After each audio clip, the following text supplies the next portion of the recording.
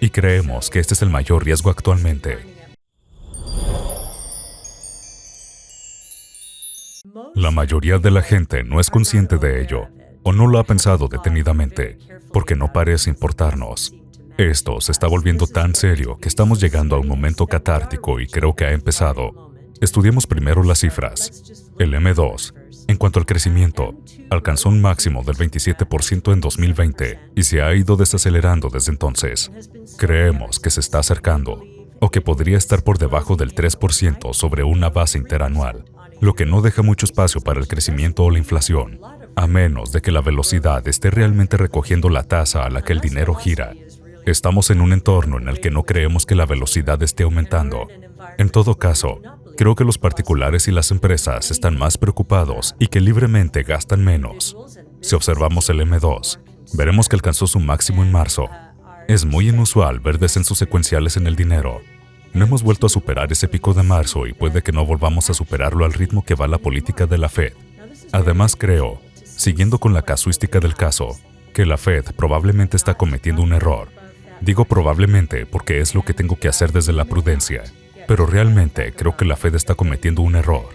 Reflexionando un poco más sobre el discurso en Jackson Hole que dio el presidente Powell a finales de agosto, hemos llegado a la conclusión de que el presidente Powell piensa que es la reencarnación del presidente Volcker y que necesitamos que le dé un mazazo a la inflación, al igual que hizo Volcker. La historia ha tratado al presidente Volcker con mucha condescendencia, ya que él cambió el rumbo de la inflación. Sin embargo, lo que hizo fue cambiar una marea que se había estado construyendo durante 15 años. Comenzó en 1964 con la Guerra de Vietnam y con la Great Society. Muchos programas sociales se iniciaron por aquel entonces bajo el mandato del presidente Johnson. Durante 15 años, la política fiscal y monetaria se desvió bastante. Si nos fijamos en la historia, pese a ciertos golpes que se le dio al sistema, como el embargo de petróleo y el estímulo que se produjo a causa de ello, tanto en la política monetaria como en la fiscal, nunca hemos visto el tipo de desaceleración que estamos viendo ahora. El gasto federal sigue bajando un 14% interanual. Nunca se vio una disminución en el gasto de la política fiscal en los años 70. La política monetaria parecía estar en piloto automático por aquel entonces. El dólar estaba siendo aplastado a finales de los 70, lo que se sumó al fuego inflacionista. Por ello, el presidente Volcker ahogó la oferta monetaria y acabó con la inflación. La gente tardó mucho tiempo en reconocer que la inflación había tocado techo. De hecho, no creo que mucha gente creyera que había tocado techo en 1981 hasta 1986, cuando se desplomaron los precios del petróleo. Por lo tanto, las expectativas de inflación estaban incrustadas en el sistema. Fue muy difícil, y Volcker hizo un trabajo magistral.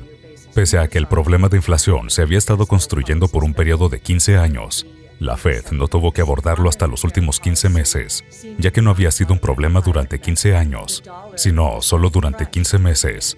Desde nuestro punto de vista, fue causado principalmente por los grandes golpes al sistema, que no habíamos visto con anterioridad. Desde la gripe española no habíamos vuelto a tener una pandemia mundial y no habíamos tenido los problemas en la cadena de suministro que tuvimos durante 2 años debido al pánico del COVID. Posteriormente, y para terminar de rematar, por supuesto, tuvimos otro golpe que fue la invasión rusa en Ucrania. Son sacudidas al sistema. Este no está siendo un periodo de consolidación de las expectativas inflacionarias. Sin embargo, el presidente Powell está cogiendo un mazo que es en realidad más grande, mucho más grande. Es, al menos, 6 veces mayor ahora mismo, y podría ser de 8 a 10 veces mayor si la Fed sube el tipo de los fondos federales otros 75 puntos básicos. ¿Qué quiero decir con esto? El presidente Volcker estaba tratando con tasas de interés de 2 dígitos. Llevó los tipos de interés del 10 al 20%. En el momento en que lo hizo, los consumidores y las empresas se habían acostumbrado a maniobrar alrededor de la inflación. Si bien esto suena chocante, ir del 10 al 20% tuvo cierto valor de choque. No fue lo mismo que lo que estamos experimentando actualmente con el presidente Powell y la Fed. Hoy tenemos pasado de 0.25% en la tasa de fondos de la Fed al 3.25%, que es un aumento 13 veces superior al que hizo Volcker. No un aumento doble como el que él hizo. He visto recientemente a muchas personas y fui entrevistada el otro día. Lo que se me dijo fue, oh sí, pero entonces había una base muy baja. No es comparable. De hecho, esto hace que sea aún más dramático y es por lo que es tan interesante. La gente descartó esta forma de pensar diciendo, la base era muy baja. Efectivamente, la base era muy baja y ha sido así desde 2008 y 2009, porque estábamos en una crisis terrible entonces y se tardó mucho tiempo en salir de ella. Realmente no teníamos expectativas de inflación integradas en el sistema. Eso es lo que creo. Sin embargo, el presidente Powell se comporta como si lo que está pasando hoy con la inflación fuera mucho peor que lo que Volcker heredó. Partir de una base baja es efectivamente conmocionar al sistema, especialmente teniendo en cuenta el tiempo que los tipos de interés han estado tan bajos. Por eso cuestiono la premisa de los que dicen, oh, esto es tan diferente. Es una base muy baja. Esa es la cuestión. Es una base 13 veces más baja. Por lo tanto, si suben la tasa de fondos de la Fed otros 75 puntos básicos, sería un aumento de 16 veces en comparación con el aumento doble que hizo Volcker.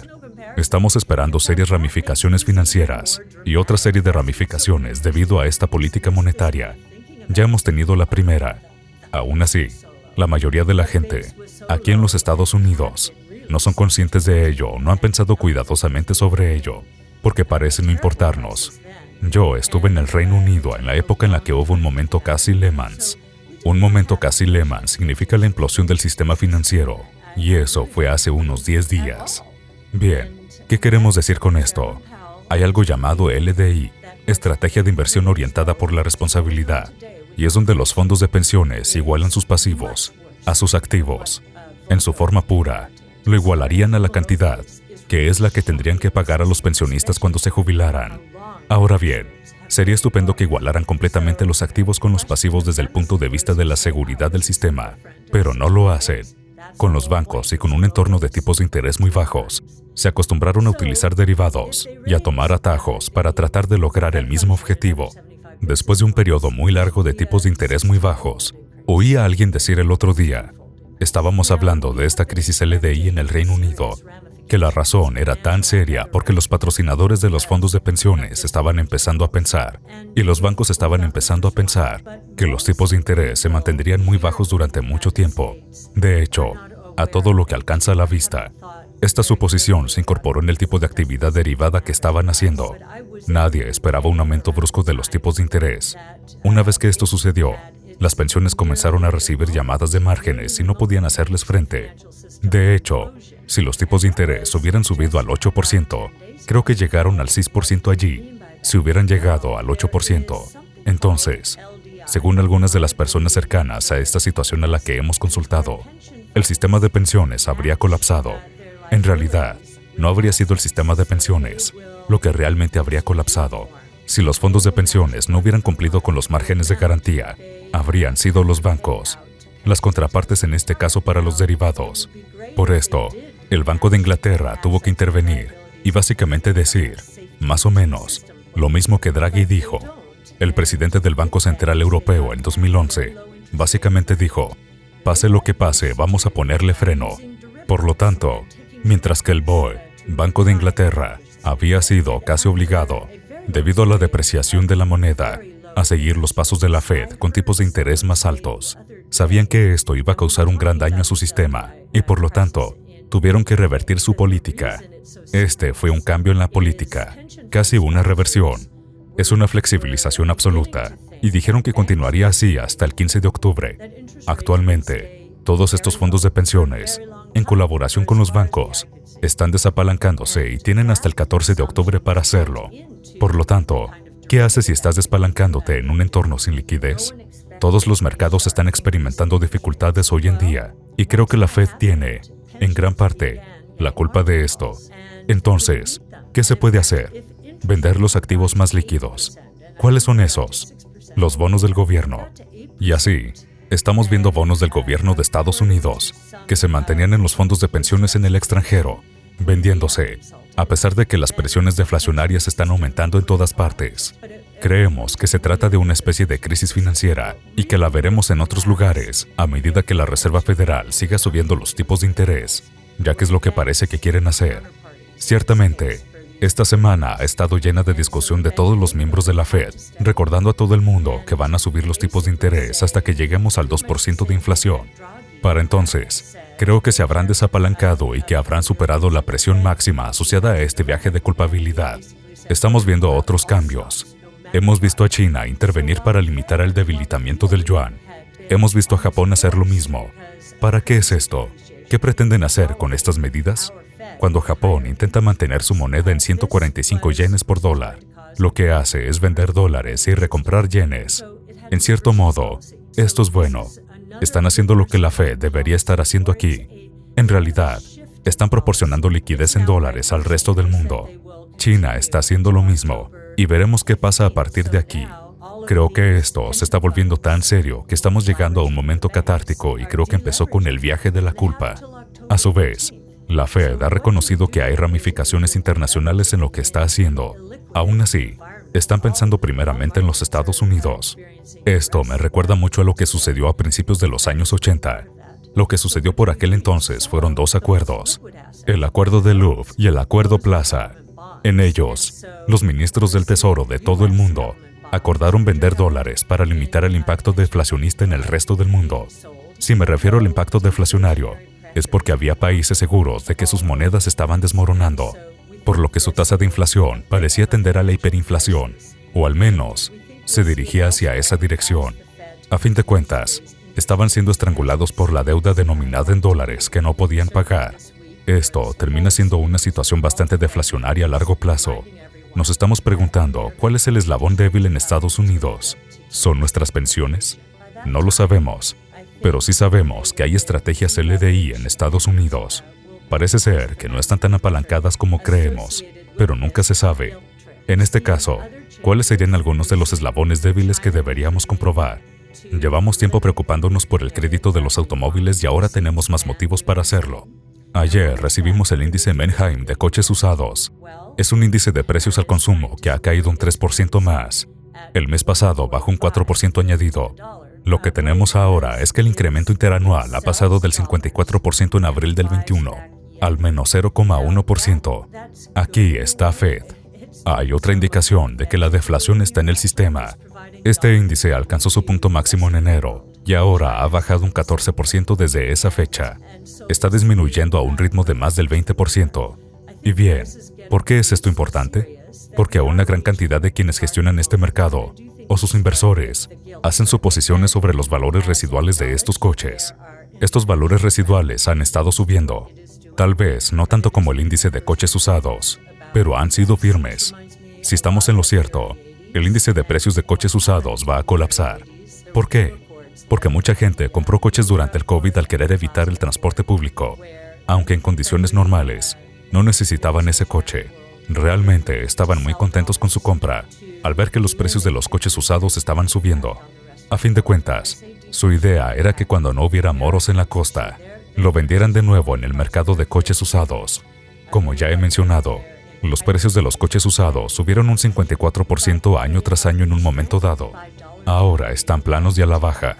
Actualmente, los concesionarios que estaban pagando demasiado por los coches usados están estudiando cómo gestionar las pérdidas, ya que van a tener que hacer frente al pago de los inventarios.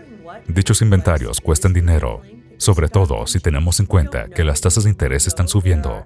Esto hace que tengan que venderlos a riesgo de perder dinero, y es lo que creemos que está sucediendo. Hay alrededor de $1 billón en este mercado. Verdaderamente no creemos que este sea un riesgo sistémico, pero debido a que el papel de la automoción tuvo un buen rendimiento durante 2008 y 2009, va a ser toda una sorpresa para una serie de inversores. ¿Cuál sería otro eslabón débil en los Estados Unidos? Las empresas tienen mucha deuda. ¿Por qué tienen mucha deuda?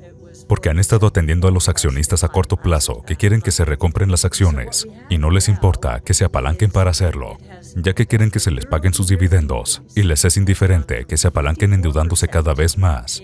Esto se está convirtiendo en un gran problema para determinados sectores de la economía que se encuentran en plena fase de perturbación, tanto cíclica como secular. Creo que el sector minorista es uno de ellos. Seguimos asombrados por la acumulación de inventario que se está produciendo ahí fuera. Estamos estudiando esto desde un punto de vista deflacionario y creemos que este es el mayor riesgo actualmente. La tubería está llena de indicadores deflacionarios a partir de los productos básicos. Estaremos en este asunto en un momento, pero, al final, la tubería está inundada por el inventario en el nivel de consumo minorista. Un claro ejemplo de esto podría ser Nike. Nike es un mayorista. pero sobre todo vende al por menor. Los inventarios de Nike aumentaron un 44% en el tercer trimestre, en agosto para ser exactos. Ya había señales reveladoras de que el consumo se estaba debilitando. Sus inventarios en América del Norte aumentaron un 68% y los inventarios en tránsito, en su mayoría de Asia, por lo que están en barcos, aumentaron un 85%.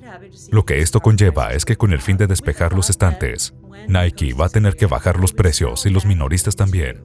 Creemos que esto es solo un microcosmos de un problema mucho más amplio, y creemos que lo veremos con toda su fuerza en esta temporada navideña, ya que van a aumentar. Dicen bastante unánimemente los tipos en 75 puntos básicos. Echemos por tanto un vistazo a los datos para el último mes, ya que la Fed dice que es impulsada por los datos. Si nos fijamos en los datos durante los 80, 90 y 2000, podemos ver que la inflación bajó durante los tiempos en que la economía era muy fuerte. ¿Por qué? Por la productividad. El crecimiento de la productividad es un subproducto crítico y un subproducto antiinflacionista de las buenas y fuertes recuperaciones. Volvamos a los precios de los productos básicos de nuevo. Espero que la Fed nos esté escuchando porque son los datos que les impulsan.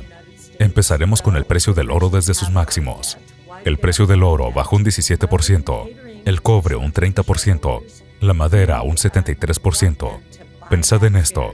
La vivienda se está desplomando. El mineral de hierro ha bajado un 45%. La infraestructura en todo el mundo ha tenido problemas, especialmente en China.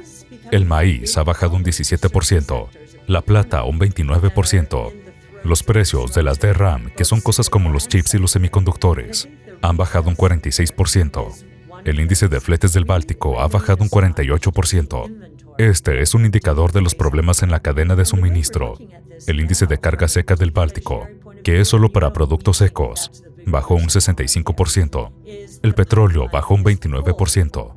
Muchas personas han estado descartando esto, diciendo, sí, pero los precios se fueron por las nubes. En una base interanual todavía no han bajado. Eso ha dejado de ser cierto. El oro ha bajado un 3%, el cobre un 17%, la madera ha bajado un 28% interanual. El maíz es una excepción, ya que ha vuelto a subir un 27% debido al problema de Ucrania.